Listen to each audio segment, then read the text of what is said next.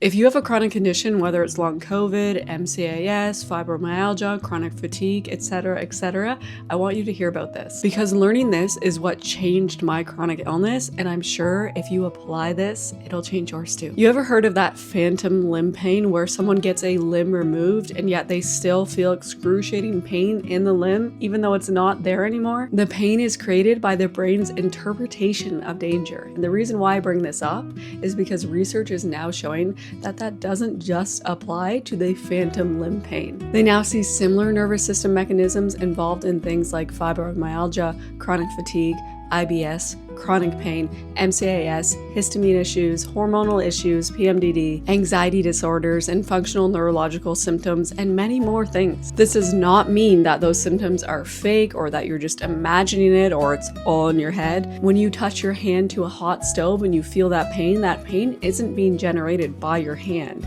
It's being generated by your brain. The problem with many chronic conditions is that the brain essentially thinks that your hand is still touching that stove even though it's been days, months, or years since. It's predicting danger when the danger has passed. A lot of people with chronic conditions can think back to a time when their condition came on. Sometimes it's after a heavy stressful event in their life, an illness, an injury, a surgery. Sometimes it's during menopause or perimenopause. Sometimes it's during significant stress or trauma or years of emotional repression. The brain ends up saying, this is the final straw, send out all the alarms. And that alarm loop keeps going because we feed into it with so much fear. The significant event has already happened. That accumulated stress may have passed, and yet we're still feeling awful. The limb is not there anymore, and yet we're still feeling that pain.